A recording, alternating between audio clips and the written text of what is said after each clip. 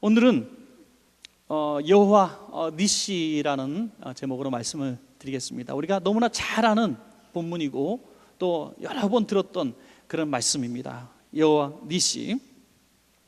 우리 출애굽기 17장 오늘 본문 읽으신 본문 초반부에는 출애굽한 이스라엘 백성들이 마실 물이 없어가지고 이제 하나님을 원망하고 불평하는 모습이 기록이 됩니다. 그때 하나님께서 무리바에서 이 무리바 반석에서 물을 내어서 마시게 하죠. 그래서 사람들은 너무나 놀란 거죠. 이제 출애굽한 지 얼마 되지 않았기 때문에 이런 기적을 눈앞에서 보면서 정말 깜짝 놀라는 거죠. 그들의 상식 속에서는 광야에서 물이 없으면 다 정말 목말라 죽을 수밖에 없다. 이건 길이 이거밖에 없다. 죽는 것밖에 없다고 생각해서 원망하다가 반석에서 물이 쏟는 걸 보면서 너무 놀란 것이죠. 그때 이 무리바 반석에서 물이 터졌을 때 이곳을 출애굽기 17장 7절에 보니까 마사라고도 하고 무리바라고도 하더라. 마사는 시험하다, 무리바는 반역하다는 뜻이죠. 누구를? 하나님을. 그래서 이 무리바라고 하는 이 이름은 그렇게 명예롭지 못한 이름이죠. 축복의 반석이 터져서 물이 쏟아졌는데도 그 축복의 반석이 명예롭지 못한 이런 이름이 됐습니다. 하나님이 계신가 안 계신가 시험하다가 하나님께서 보여주시는 은혜 속에서 그 은혜를 먹은 것이죠. 여러분, 참 부끄러운 어떤 구원의 은혜를 입은 것입니다. 그런데 바로 직후에 오늘 기록된 이 말씀이죠. 이번에는 아말렉 군대가 저희 뒤를 친다는 이런 정보를 듣게 되는 것이죠. 아말렉은 전쟁에 능한 민족이고 이스라엘 백성은 노예의 백성입니다. 군사 훈련조차 받아본 적이 없고 무기도 없고 전쟁을 할 수가 없는 백성입니다. 그러나 참 감사하게도 바로 직전에 있었던 사건, 불명예스러운 무리바 사건이 있었기 때문에 그들은 이번은 다른 모습으로 나갑니다. 만약에 이 순서가 뒤바뀌어져 있었다고 한다면 아말렉 군대 앞에서 그들은 무리바 또 마사 이렇게 불렀을 거예요. 여호와 하나님을 시험하고 원망하고 불평했을 겁니다. 그런데 하나님은 이 마실 물이라는 것, 물로 인하여 그 시험과 연단을 통과하게 하시고 하나님의 능력을 보여주신 이후에 아말렉과의 전쟁에 이제 맞서게 하시는 겁니다. 그 물은 수동적으로 마셨지만 아말렉과의 전쟁은 실제로 나가서 싸워야 하는 것이죠. 그래서 하나님은 이번에는 여호와 니시의 승리를 이제 주시게 되는 것이죠. 여러분, 오늘 본문을 중심으로 우리가 함께 이렇게 은혜를 받는 것은 우리에게 큰 시험과 환난, 그것들은 여호와 니시, 우리에게 승리를 주시려고 하나님이 주신 모든 것들인데 우리가 하나님은 점진적으로 조금 더 우리에게 더 큰 축복을 주시려고 점점 더 큰 시험과 고난을 주실 때가 많다는 것입니다. 그런데 그것이 단계적으로 우리가 작은 것부터 하나하나씩 올라가듯이 오늘 시험을 이기지 못하면, 오늘 이 무리바 반석의 기적을 경험하지 못하면 내일 여호와 니시는 우리 가운데 있을 수가 없다는 겁니다. 계속해서 우리는 원망하고 불평하는 데에 머무르게 되겠죠. 그러나 이 무리바 반석의 이 기적을 경험한 사람은 그 다음에 더 큰 아말렉과의 전쟁에서 여호와 하나님은 나의 깃발입니다 하고 나가서 싸울 수 있는 믿음과 용기가 있는 것입니다. 오늘 이 출애굽기 이런 내용을 연관시켜서 한번 우리가 볼 때 가장 먼저 생각할 것은 하나님은 왜 우리에게 그러면 다 해주시지 않고 이렇게 고난을 주시는가? 가나안 땅을 바로 주시지 않고 왜 이렇게 반석에서 물을 나오게 하시고 아말렉과의 전쟁을 치르게 하시고 홍해를 갈라주시고 수많은 이적 속에서 가나안을 가게 하실까?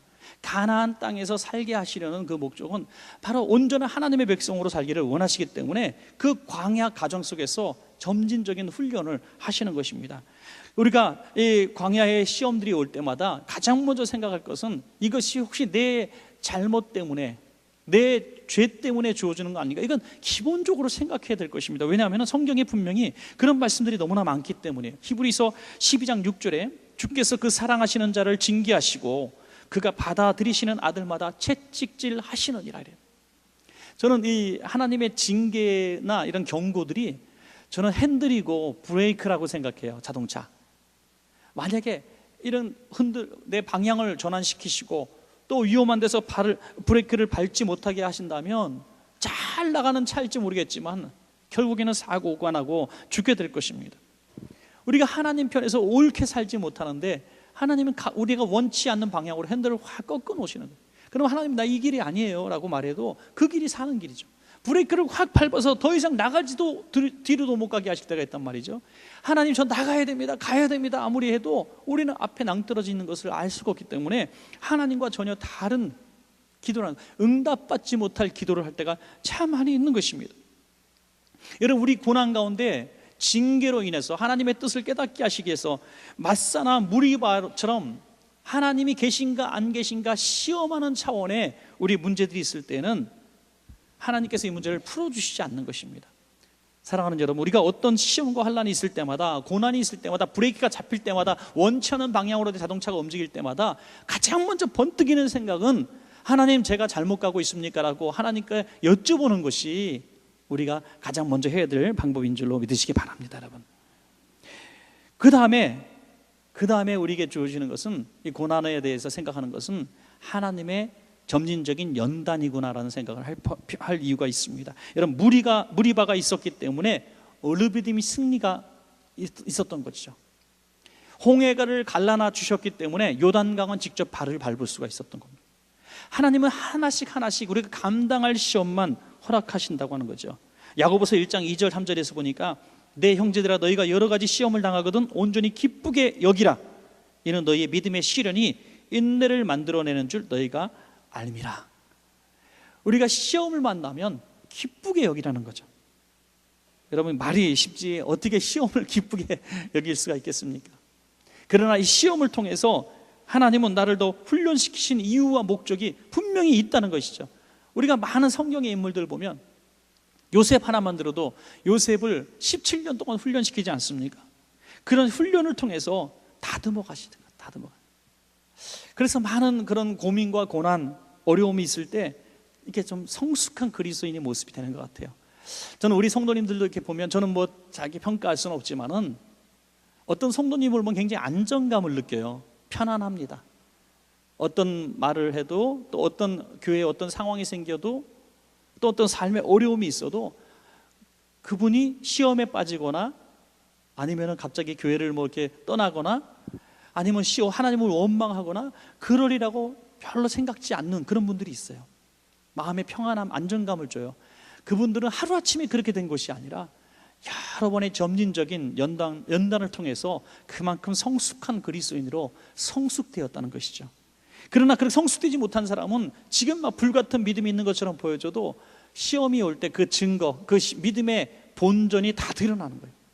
믿음의 수들이 다 드러나는 거예요. 입술로 시험하게 되고 실수를 하게 되고 또 삶으로 하나님 앞에 실망스러운 모습들을 보일 때가 많이 있습니다. 여러분, 분명히 중요한 것은 하나님이 우리를 연단시킬 때는 반드시 그 목적이 있고 뜻이 있다는 것입니다. 더 크게 쓰시려는 뜻이 있어요. 제가 지난 2주 동안 공교롭게도 청소년 수련회 강사를 2번 이렇게 했어요. 한 번은 그 일반 청소년들인데 말하자면은 이제 자기 예술적인 재능을 가지고 뭐 아이돌도 되고 뭐 그런 공연 예술을 하는 그런 대학도 진학을 목표로 하고 이런 아이들이에요. 이런 노래나 춤이나 이런 것들을 공부하는 그런 아이들의 세미나 가서 제가 1시간 강의를 특강을 하고 설교를 했고, 또 한 번은 바로 엊그제 그 목회자 자녀들 청년들 한 200여 명 이렇게 된 것 같은데, 그 청년들에게 또 복음을 이렇게 또 1시간 반 전하고 이렇게 왔는데요.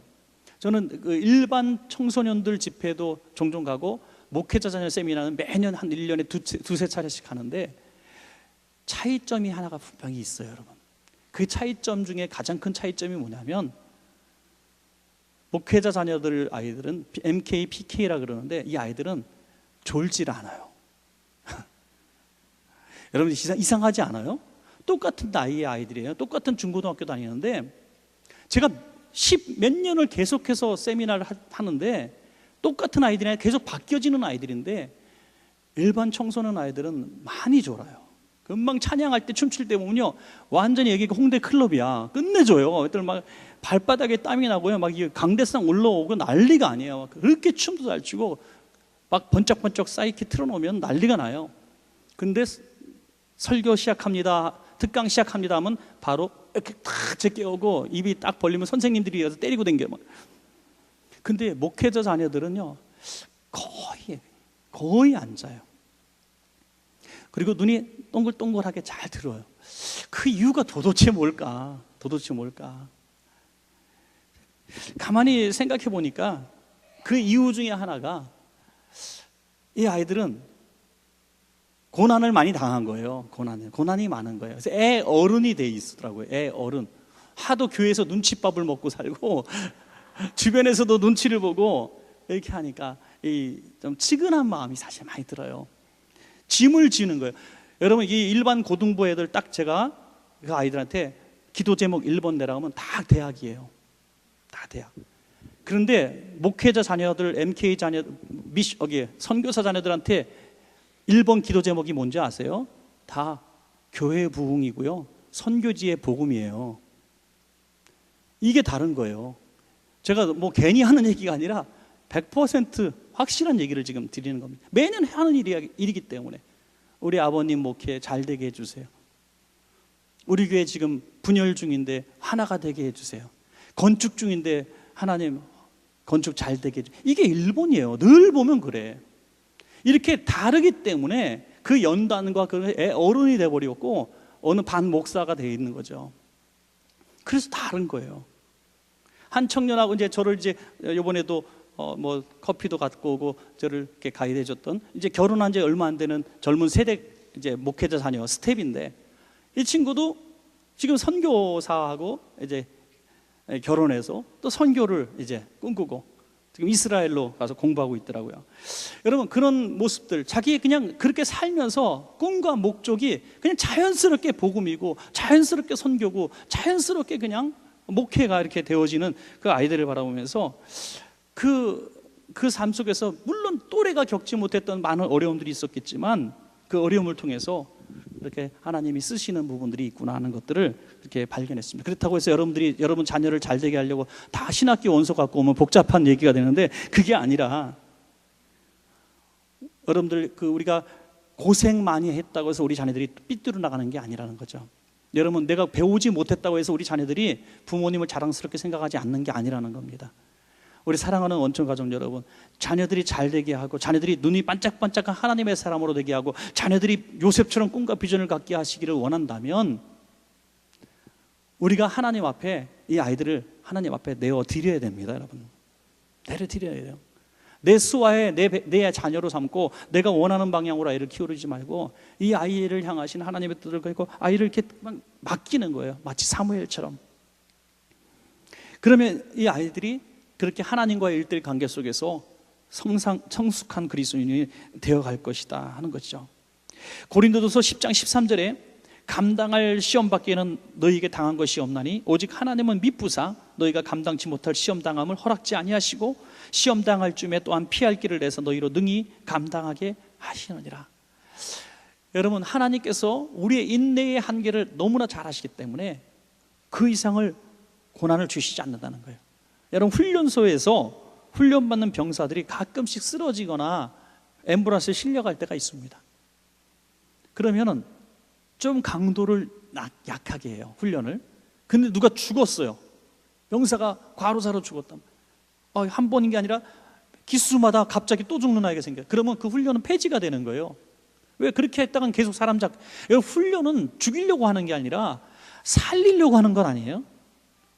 전쟁 중에 살게 하려고 훈련을 하는 거지 죽을 때까지 하는 게 훈련이 아니라는 겁니다. 하나님은 저와 여러분에게 고난을 주실 때 우리를 더 하나님의 사람으로 만들어 가시고 더 큰 복을 주시고 여호와 니스의 은혜까지 이루어 가시기 위해서 우리에게 고난을 주시는 거지, 나를 죽이려고, 내가 죄를 져서 나를 망가뜨리려고 고난 주신 것이 절대로 아니라는 것입니다. 그러므로 고난과 이런 환난이 올 때 내가 능히 감당할 수 있는 수준까지만 온다, 그래 견뎌보자, 참아보자 하면서 하나님 앞에 나아가는 것이 우리의 고난을 잘 극복할 수 있는, 또 통과할 수 있는 우리의 실력이 된다는 것입니다. 오늘 이스라엘 백성은 어떻게 이 문제를 극복했는가? 출애굽기 17장 9절을 보시면, 모세가 여호수아에게 이르되 우리를 위하여 사람들을 택하여 나가서 아말렉과 싸우라. 내일 내가 하나님의 지팡이를 손에 잡고 산 꼭대기에 서리라 라고 말씀하고 있습니다. 여기에 분명히 역할 분담이 있습니다. 싸우는 사람은 싸워야 되고 기도하는 사람은 기도해야 된다는 거예요. 역할 분담이 분명히 있습니다. 여러분, 기도해야 될 사람은 기도해야 되고, 실제로 나가서 칼 들고 싸울 수 있는 사람은, 이건 뭐냐면 하나님은 내가 할 수 있는 것을 통해서 하나님은 화합되게 하시고 역사를 이루어 가신다는 겁니다. 여러분, 가정에서도 아빠가 해야 될 일이 있고, 엄마가 해야 될 일이 있고, 자식들이 해야 될 일이 있고, 교회에서도 목회자가 할 일이 있고, 장로님, 권사님, 집사님들이 해야 될 일이 있고, 또 성도님들이 해야 될 일이 있는 거죠. 또 은사 따라 내가 하나님이 주시는 승리를 위해서 할 수 있는 것들을 주셨다는 것입니다. 그 모든 것들 중에서 하나님은 지금 내게 승리를 주시려고 내게 무엇을 하라고 하시는지 그 은사대로 내가 순종할 때에 이거 아름다운 하모니가 돼서 니오와 니스의 승리가 주어진다고 하는 것입니다. 여러분, 누가 그런 얘기를 하시더라고요. 사회가 정말 잘못되는 것은 자기 자리를 이탈할 때 잘못되고, 사회가 제자리를 찾아갈 수 있는 건 자기 자리로 돌아가면 사회는 제자리로 돌아간다, 그런 얘기를 한 적을 들어본 적이 있습니다. 뭐 상당히 일리 있는 얘기 같아요. 자기 자리만 잘 지키면 어쨌든 삶은 참 안정되게, 세상은 안정되게 돌아갈 거예요. 오늘 백성들과 이 모세가 자기 자리를 분명히 알았습니다. 모세는 80세 노인이에요. 칼을 들고 싸울 수가 없어요. 그래서 기도의 자리로 올라가신 것이죠. 하나님의 성산에 올라가서 하나님이 주신 지팡이를 들고 두 손을 들고 기도를 하는 것입니다. 여러분, 사랑하는 여러분, 우리가 때로는 내 힘으로, 능력으로는 도저히 이길 수 없는 이런 전쟁에서 때로는 내가 직접 나가서 싸워야 되는 그런 환경이 되기도 하시겠지만, 내가 칼을 들고 나갈 수 없는 이런 상황 가운데서는 내가 길이 없는 것이 아니라 기도가 바로 전쟁터다, 기도가 최전방이다, 이런 사실을 알아야 되는 것이죠. 저는 정말 답답한 부분 중에 하나가 뭐냐면, 40세 30세 젊은이인데 지금 이 전쟁에서는 내가 칼을 들고 전선에 나가야 되는 사람인데 기도 성산에 올라간다고 하는 사람을 볼 때 답답한 거예요. 지금 이 싸워야 되는 사람은 싸워야 되는 거예요.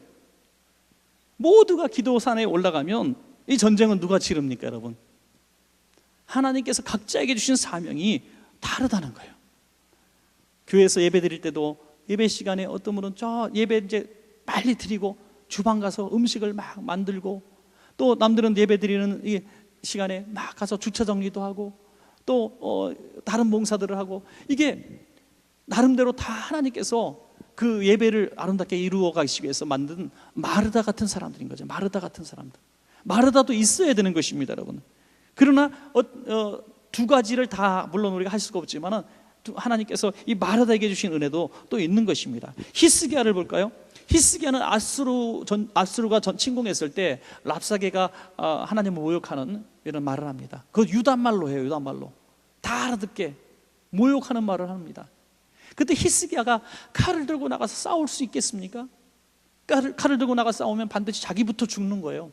자기가 할 수 있는 게 아무것도 없었어요. 병사들을 보내도 질 거예요. 어떡합니까? 바로 하나님의 전에 뛰어 올라가서 옷을 찢고 베옷을 입고 하나님 앞에 울부짖어 기도할 때에 18만 5천 명을 하나님의 사자가 하룻밤 사이에 다 멸한 줄로 믿으시기 바랍니다, 여러분. 그러므로 우리가 기도의 손을 갖고 부르짖을 땐 기도의 손으로 부르짖고, 칼을 들고 나가 싸울 때는 칼을 들고 나가서 싸우는 거예요. 기도만 하면 되는 게 아니라 기도하면서 순종해야 된다는 겁니다. 일해야 된다는 겁니다. 우리가 이렇게 다 이루어져야 된다는 거예요. 우리 나이 많은 권사님들, 집사님들이 그런 말씀을, 나는 기운이 없어서, 돈이 없어서 아무것도 헌신할 게 없습니다, 이런 분들 많이 하시는데, 여러분들 기도실에서 지팡이 이렇게 드시고 기도하세요. 지팡이 들고, 주님 오늘 내가 걸어올 때 가지고 온 이 지팡이, 하나님의 지팡이 들고 기도합니다. 하나님, 우리 교회를 오늘도 은혜롭게 하시고 예배에 큰 은혜가 임하게 해 주십시오. 이렇게 기도하란 말이에요. 나라와 민족을 위해서도 기도하고, 잃어버린 영혼들을 위해서 기도하고, 자녀들을 위해서 기도하고 말이죠. 저는 요즘에 그 구역 예배 드리면서도, 매번 드리면서도 계속 제가 참 은혜 받는 게, 우리 구역장님들, 교구장님들이 참, 이건 괜한 얘기가 아니라 저보다 훨씬 더 나은 부분들을 많이 보는 거예요. 그 성도님들을 이렇게 기도해드리고 할 때 이 구역장님들이 더 애틋하고 더 울고 막 그래요. 그분들을 너무너무 사랑하는 거예요. 그 맡은 직임이 이렇게 차이가 날까? 야, 구역장님으로 세워진 받지 않을 때는 몰랐던 일을 구역장님 세워드리니까 그 영혼을 위해서 진짜 뭐 자기 문제보다 더 가슴 아프게 막 붙들고 기도하고, 그 사연을 얘기하면서 벌써 눈물을 흘리시고, 이분의 아픔을 얘기하면서 지금도 뭐 계속 기도하고 있다 그러고, 야, 이런 모습 보면서 얼마나 아름다운지 몰라요. 바로 기도에 손을 드는 사람들이에요. 그분의 삶을 살아줄 수는 없지만은 기도에 손을 드는 중보의 기도자리인 것이죠. 하나님께서 우리를 처음 부르실 때 우리가 있는 것을 통해서, 할 수 있는 것을 통해서 우리를 부르시지, 우리가 없는 것, 할 수 없는 것을 통해서 역사하시는 하나님이 절대 아니라는 것입니다. 우리 손에 든 것이 무엇이냐? 지팡이입니다. 이 지팡이 들고 반석을 칠 때 물이 나오고, 홍해를 가르칠 때 홍해가 열리는 것입니다. 사랑하는 여러분, 저는 오늘 말씀을 드리면서 꼭 드리고 싶은 말이 이겁니다. 기도해야 될 때는 기도에 전념해야 되고, 칼을 들고 나가 싸울 때는 칼을 들고 나가서 피 흘리는 싸움을 해야 된다는 것입니다. 오늘 우리에게 주어진 상황, 형편이 뭐 어떤 상황인지 저는 알 수 없고, 우리가 할 수 있는 일들이 무엇인지 알 수 없지만은, 오늘 우리가 하나님 앞에서 분명히 쓰임받는 그릇이 되려면 내게 주신 지금 은혜대로 나가서 전쟁을 해야 된다는 것입니다. 미국의 데니 로페즈라는 분이 계신데, 이분은 47일 동안 뇌사 상태에 거의 있었대요. 그런데 도무지 살 가능성이 없어서 산소호흡기도 가족들과 협의해서 띄었는데, 문제는 이제 임신 중이었다는 거예요. 이제 4개월 정도 된 아이가, 쌍둥이 아이가 있었는데 어떻게 뭐 기다리는 수밖에요. 이 뇌사 상태고 살 가능성 없지만 그렇다고 죽일 수도 없고 유산시킬 수도 없고, 그래서 그냥 눈물 흘리면서 지켜만 봤는데, 갑자기 이 아이들이 이제 태동이 나고 움직이는, 이제 이 아이들이 생명력이 있으니까 움직이기 시작합니다. 그때 반응을 하는 거예요. 아기가 움직일 때마다 엄마가 반응을 하게 됐어요. 너무 신기하게 이렇게 봤어요. 그런데 여러분은 의식불명 상태에서 쌍둥이 아기를 낳습니다. 예. 쌍둥이 아기를 낳고, 이건 기적이라고 난리가 났을 때 얼마 시간이 지난 다음에 데니 로페즈가 의식을 되찾게 된다는 거죠. 그래서 너무너무 신기한 사건이 되어서 그 사이에 어떤 기억이 있느냐고 여쭤봤을 때 놀라운 고백을 하는 겁니다. 자기가 그런 의식불명 상태에 있었던 걸 자기가 아는 거예요.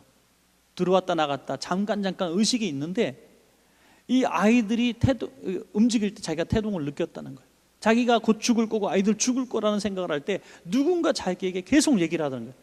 기도해라, 하나님께 도움을 요청해라. 계속 이런 음성이 들렸다는 거예요. 그래서 자기는 한마디밖에 할 수 없었답니다. 하나님 도와주세요, 하나님 도와주세요. 이렇게 계속 의식이 돌아올 때마다 하나님 도와주세요, 하나님 도와주세요 했는데, 아기도 출산하고 자기 생명도 구하게 되는 기적의 주인공이 된 것입니다. 여러분, 이런 이야기들은 우리 삶에 너무너무 많아요. 너무너무 많습니다. 우리 교회 안에서도 많은 이야기들이 있을 거예요. 여러분, 기도밖에 할 수 없는 상황 가운데서 뭘 하겠습니까? 기도밖에 할 수 없는 상황 가운데서 기도하라는 거예요. 사랑하는 여러분, 우리가 지금 기도밖에 할 수 없는 상황 가운데서 밤낮 없이 발바닥에 땀이 나도 돌아다녀봐야 소용없습니다. 사람 만나고 돈 빌리러 다니고 내가 해결하려고 쫓아다니면 안 됩니다. 그때는 기도의 성산에 올라가 목숨 걸고 금식하며 기도하시기 바랍니다. 그러나 기도도 하면서 내가 열심히 가서 노력도 하고 수고도 하고 땀도 흘리고 사람도 만나고 화해도 하고, 그럴 수 있는 기회가 주어질 때는 그걸 해야 된다는 거예요.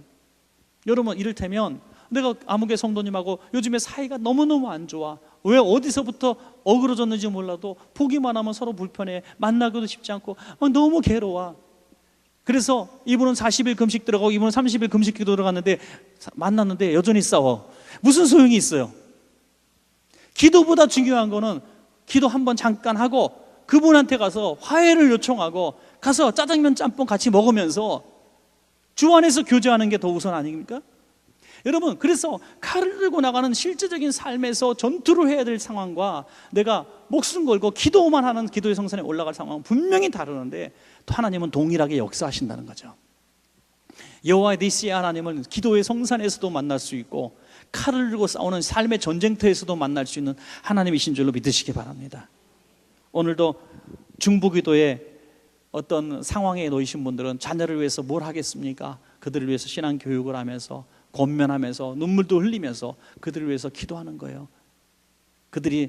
여러분들이 손을 내리면 뒤로 밀리게 되고 다시 기도의 손을 들면 다시 믿음으로 나아가게 될 것입니다. 여러분 모두에게 오늘 중보기도의 이런 능력과 그리고 삶의 터전에서 칼을 들고 싸우는 이 용맹과 또 전쟁의 승리가 모두에게 있기를 간절히 축원합니다.